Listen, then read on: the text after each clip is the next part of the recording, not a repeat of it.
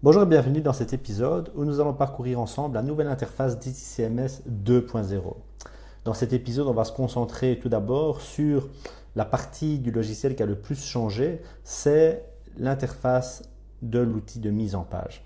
Alors, c'est ce que vous voyez à l'instant et on va parcourir cela ensemble et vous allez pouvoir remarquer que cette nouvelle interface, même si elle est fort différente de l'interface précédente, est beaucoup plus logique et va vous aider à être beaucoup plus proactif dans la création de vos mises en page. Alors la première chose à faire, c'est de s'assurer que vous faites le checkout du layout. Donc bien faire le checkout et pour cela, on va cliquer ici en bas et faire le checkout. Alors qu'est-ce que c'est? C'est simplement une sécurité qui empêche de faire des modifications sur un layout qui a déjà été publié. Donc on va faire le checkout ici. Voilà. Et je vais maintenant pouvoir faire mes modifications. Alors, une fois que les modifications ont été effectuées, c'est très important de ne pas oublier de faire la publication du layout en cliquant sur l'icône verte en bas à droite de l'écran. Alors, qu'est-ce qu'il y a dans cette nouvelle interface? Eh bien, c'est très simple. On a ici une zone de prévisualisation de notre interface, donc le résultat final, ce qui va être diffusé sur l'écran. On a ici en bas à gauche une prévisualisation de nos zones. Donc, ce sont les zones qui composent la mise en page et donc elles sont grisées. Et ça permet d'avoir une vision assez précise de où se situent les zones. On a une ligne du temps ici qui permet d'organiser les fichiers, d'ajouter des fichiers dans les zones. Donc, c'est très simple. L'encadrement orange en fait représente une zone. Et les zones blanches représentent en fait des fichiers.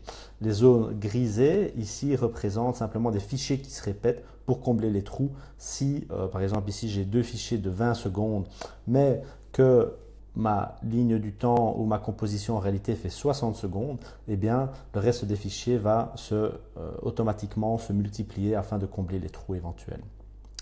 Alors, par quoi on peut commencer? Eh bien, on va parcourir tout d'abord l'outil de mise en page de zone. Alors, ici, vous pouvez voir que je peux accéder aux zones, les modifier si je le souhaite en encodant des coordonnées spécifiques. Je peux bien sûr les modifier en faisant avec la souris un drag and drop, donc ça, il n'y a aucun problème, comme d'habitude. Et vous voyez ici d'ailleurs les données changent légèrement, voilà. Je peux bien sûr aussi les encoder manuellement pour être sûr que je suis précis. Et une fois que j'ai fait mes modifications, je sauve. Voilà, donc cette zone a été modifiée. Je pense par exemple que cette zone va un petit peu trop bas, je peux la rectifier. Et donc ça, c'est mon outil de création et de modification de zone. D'ailleurs, si je veux ajouter une zone ou une région, je clique sur ajouter ici et elle s'affiche automatiquement. Ici, je peux la positionner où je souhaite, etc. Si je ne la veux pas, je clique sur delete. Donc ça, c'est l'outil de création et de modification des zones. Alors ici, j'ai mon outil de prévisualisation. Alors là, je peux le mettre en plein écran et je peux visualiser qu'est-ce qui va être diffusé sur l'écran final. Alors ce qui est bien aussi, c'est que je peux parcourir les différentes images qui sont dans les différentes régions. Donc ça, c'est un petit plus, c'est vraiment intéressant. J'ai mon texte ici et j'ai ma météo là. Une fois que je suis satisfait, je peux quitter. Ici, à droite, j'ai ma zone d'édition. Et qu'est-ce que c'est la zone d'édition? C'est si par exemple je sélectionne une zone, je peux modifier cette zone, par exemple, ou cette image, pardon, si je clique sur l'image ici. Et voilà. Et je peux par exemple ajouter une durée. Donc là, je vois qu'elle est à 10 secondes. Et d'ailleurs, je vois ça ici. Mais je peux aussi voir quelle est la durée de l'image ici. C'est ce qu'il est indiqué là, 10 secondes. Je vois que cette image, par exemple, ici, c'est 5 secondes. Et donc, je peux modifier sa durée à 5 secondes, par exemple. Voilà. Et d'ailleurs, elle prend moins de place ici que l'image Nike. Donc ça, c'est ma zone d'édition. Je vais sauver. Et je vais par exemple sélectionner maintenant l'image Nike et je vais aussi lui ajouter une durée de par exemple 20 secondes.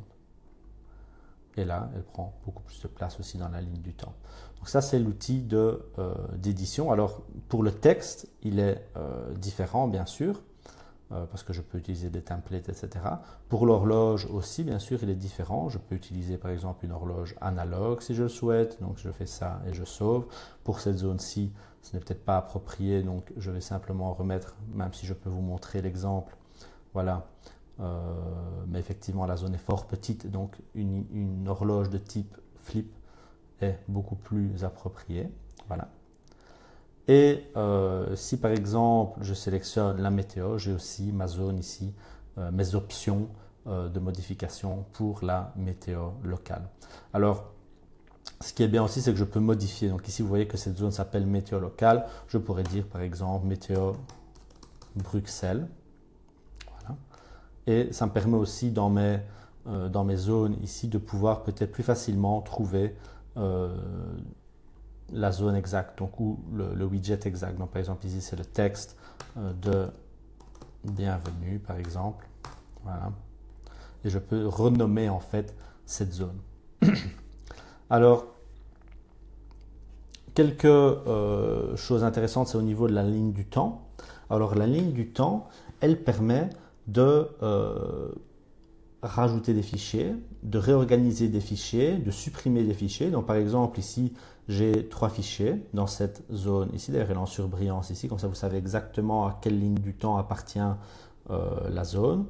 Voilà, donc ici, vous avez le texte qui est ici en bas. Je peux aussi, si je le souhaite, cliquer sur la zone directement ici, ou même directement dans mon outil ici de prévisualisation, je peux dire ok, je souhaite modifier l'image principale, je souhaite modifier le texte, je souhaite modifier l'horloge.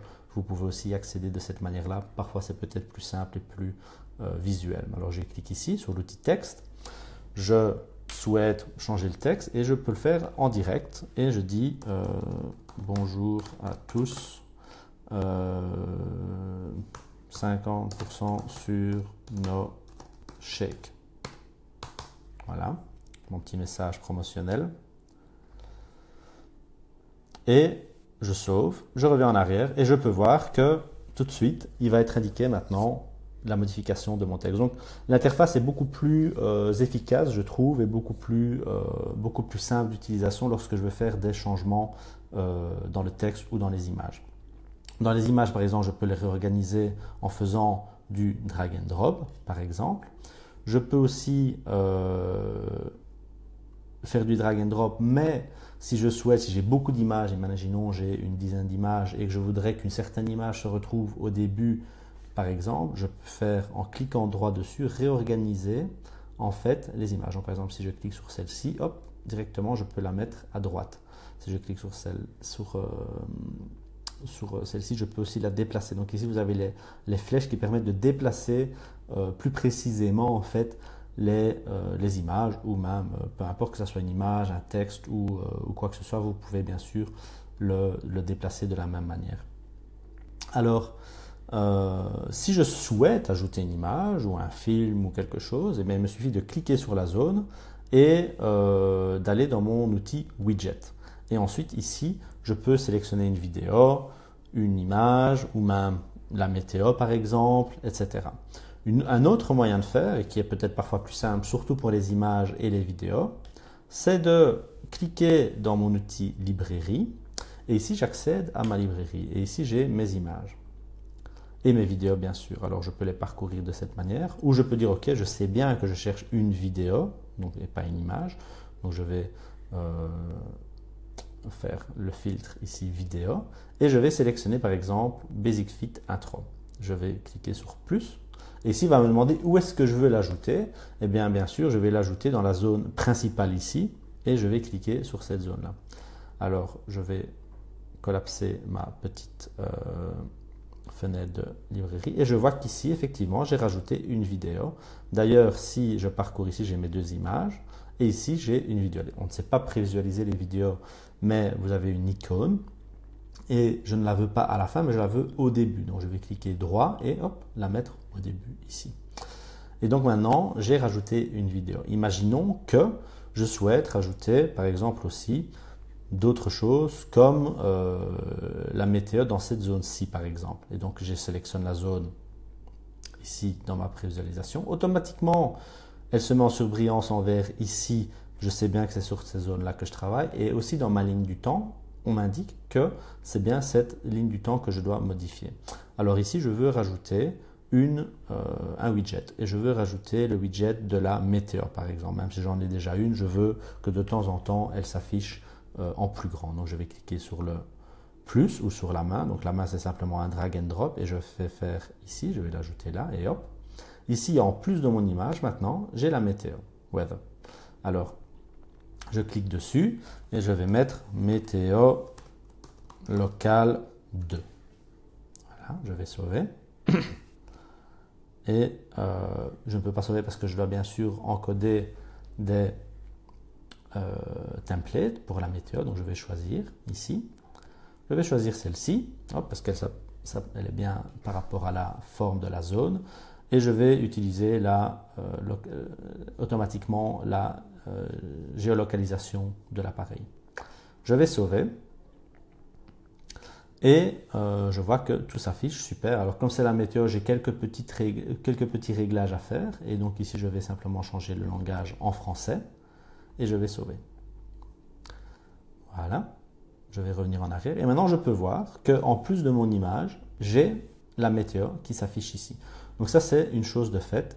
Et je suis très satisfait avec cette mise en page. Donc une fois que je suis satisfait avec ma mise en page, je peux la publier. Et donc pour la publier, je vais simplement cliquer ici et publier mon layout. Voilà.